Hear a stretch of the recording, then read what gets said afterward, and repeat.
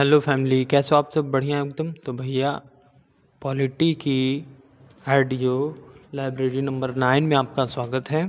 तो अब हम लोग चलते हैं अपने आगे पार्ट पर। जैसा कि हम लोग इसके जस्ट पीछे हम लोगों ने क्या क्या पढ़ा। हमने संविधान में संशोधन के बारे में पढ़ा कि सांसद करेगा फर्स्ट बैठक 13 मई 1952 में, फर्स्ट अमेंडमेंट 1951 में।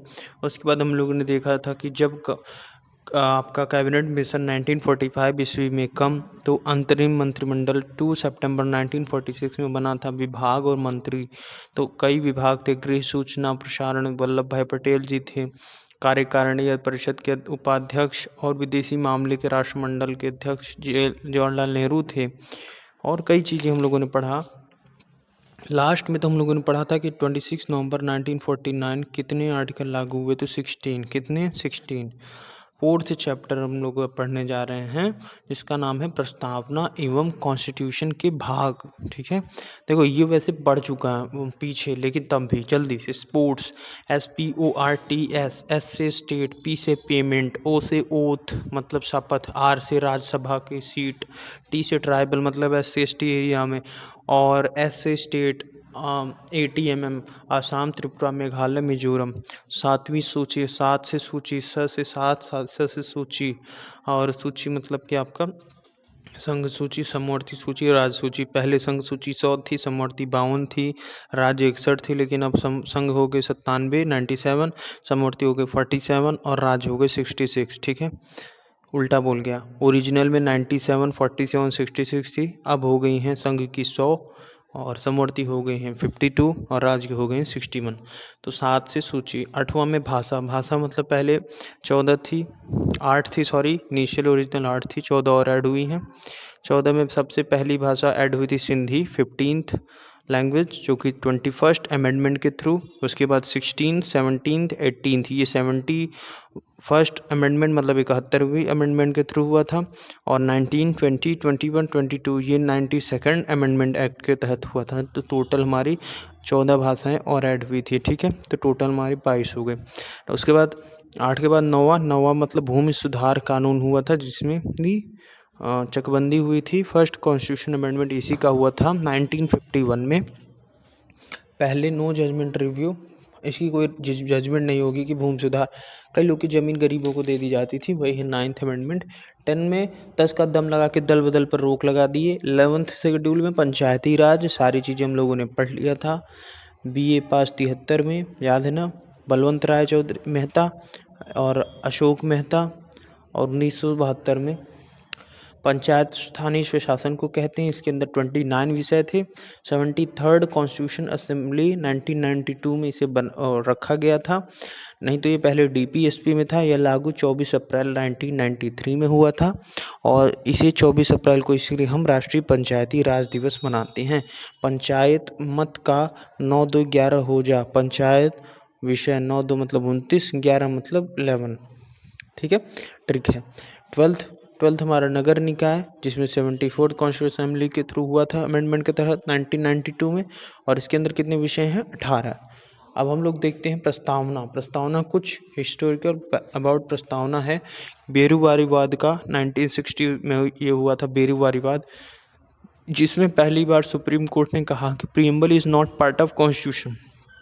कब कहा था? 1960 में। ठीक है, लेकिन 24 अप्रैल 1973 में केशवानंद भारती वर्सेस केरल राज्य में जो डिस्प्यूट हुआ था, उसमें सुप्रीम कोर्ट ने कहा कि preamble is part of constitution. And supreme court ने ये भी कहा कि प्रस्तावना में उसी तरह से संशोधन किया जा सकता है जैसे कॉन्स्टिट्यूशन के अन्य भागों में संशोधन किया जाता है।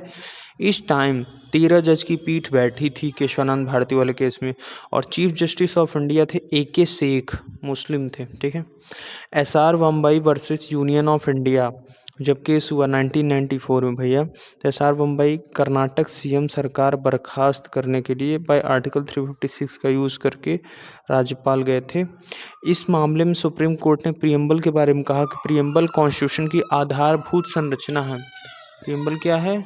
कॉन्स्टिट्यूशन की आधारभूत संरचना है। ठीक है, प्रस्तावना क्या है? एम, डेट और एरिया, हमारा उद्देश्य, कब से लागू हुआ है और कहाँ कहाँ लागू हुआ है। जो कानून या संविधान है उसका एम क्या है, जो कानून या संविधान है उसका विस्तार कहाँ तक है और कहाँ कहाँ पर लागू होगा, जो संविधान बनाया जा रहा है वो कब कितनी तारीख से लागू होगा, यह प्रस्तावना में था। ठीक है।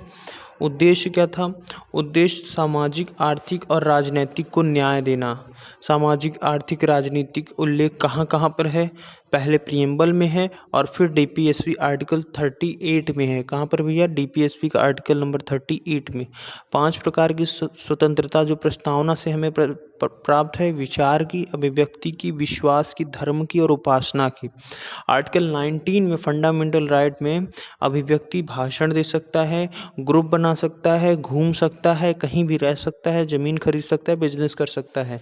तो जैसे कि आपको प्रस्तावना में पता है कि हम भारत के लोग, मतलब जनता ही क्या है यहाँ पर सुप्रीम है। तो मतलब कॉन्स्टिट्यूशन किसके लिए है?